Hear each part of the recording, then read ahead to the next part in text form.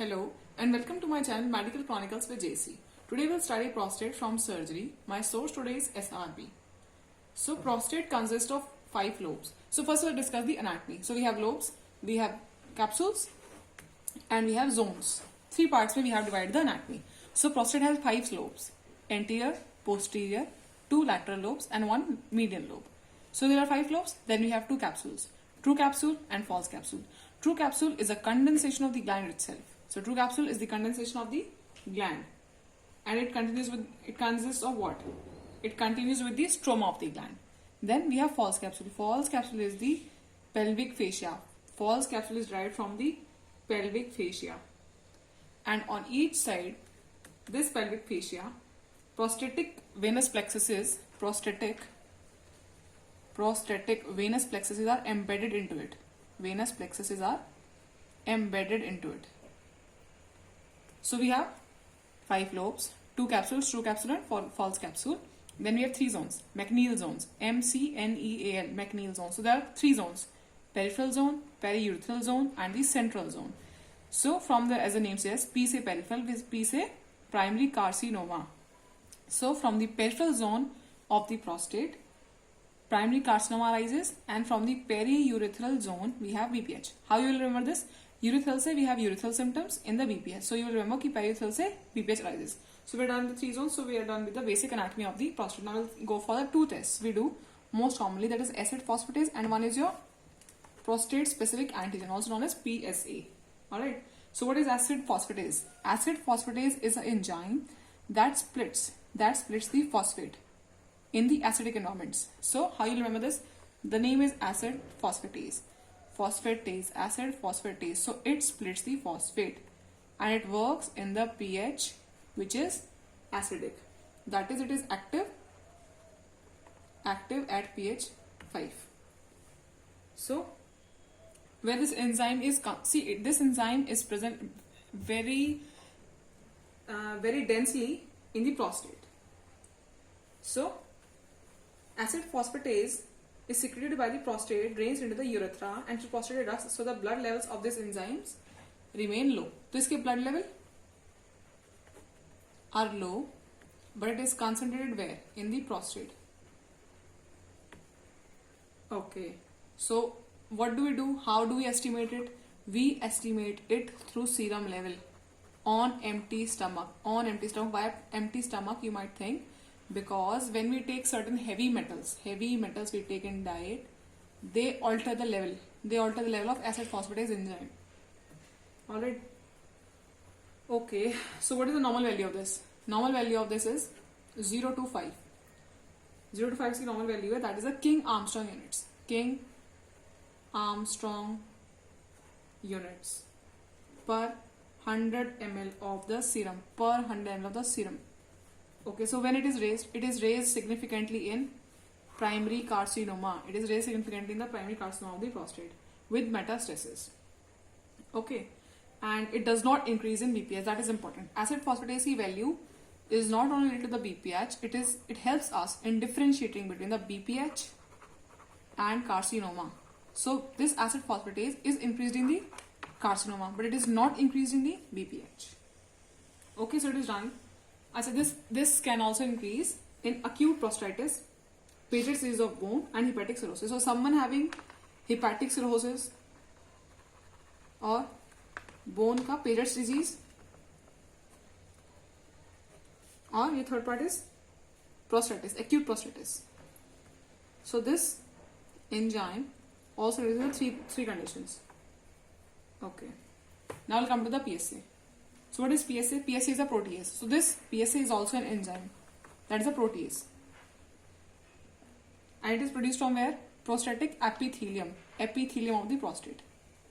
So we are discussing prostate, and uske epithelium se we have an enzyme called as PSA. Alright. So this PSA, what is the role of this PSA? It is secreted in the semen and helps in liquefying.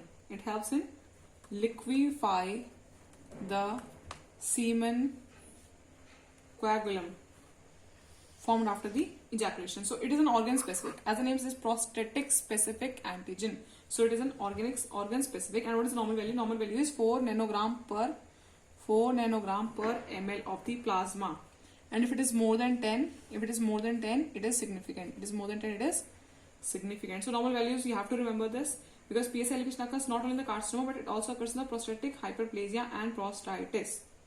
So increase is much more in the carcinoma. So increase is much more in the carcinoma, alright, than in the benign conditions like BPH. So it has two forms. PSA has two forms. First is your bound form. That is a major form is a bound form, and then a free or minor form.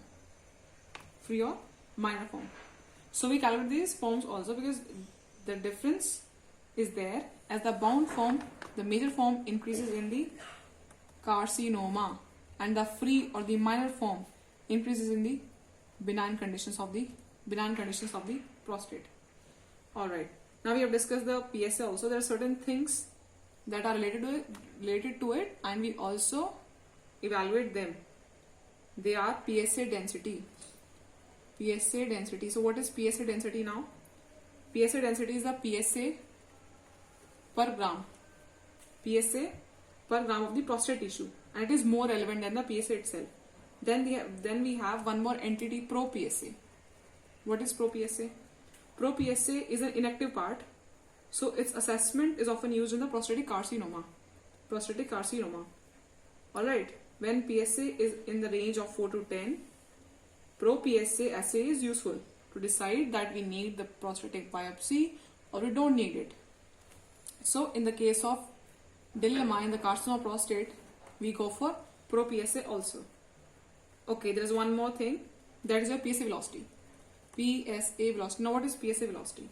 PSA velocity is the rate of change in PSA in 1 year. तो आपको 1 year याद रखना है.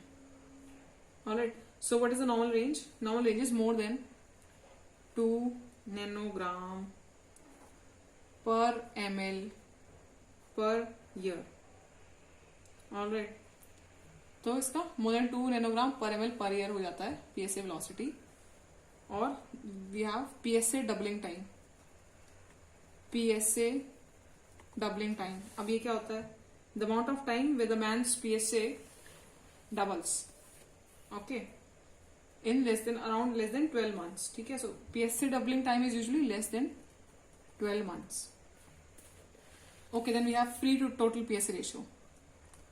Free to total PSA, or simply percentage of free PSA. This is less than 25. Up PSA density. See, PSA density we have talked about. Now, normal range I did not tell. It is more than 0.5 nanogram per ml per gram. There is one more thing, PSA isomers. Sometimes that's tested. Okay, so serial estimation of PSA is very useful to suspect the spread and the recurrence and after the treatment. So 25% of men with PSA 4 to 10 nanogram per ml will show the prostatic carcinoma. So 1/4 will have PSA in the normal range. Alright, and 20% will have normal PSA, that is less than 4. Will show prostatic carcinoma. So prostatic carcinoma में it is not necessary कि हमेशा increase होता है, but it can be normal also. But PSA more than 10 nanogram per ml is highly suggestive of carcinoma prostate, and if it is more than 35, then you have to remember कि it is a advanced carcinoma of prostate. Okay, so there is one thing that you have to remember, कि if there is a man aged more than 50 years of age and the PSA is more than 3 nanogram per ml. If the PSA is more than 3 nanogram per ml and the age is more than 50 years, then the person has to go for biopsy. So we are done with the two things, the PSA, the acid phosphatase, and the anatomy. So next we'll discuss the BPH in our next video. Just revising, we have 5 lobes, we have 2 capsules, we have McNeil 3 zones, and then we have 2 tests, acid phosphatase and your PSA. So what is acid phosphatase?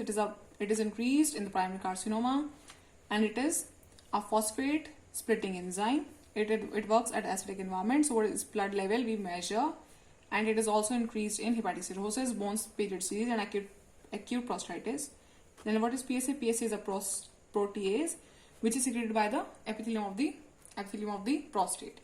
And what is the function? The function is to liquefy the semen coagulum, and normal range is less than 4 nanogram per ml. If it is more than 10, it is significant. You have to remember, less than 4 nanogram per ml. If it is more than 10, it is significant.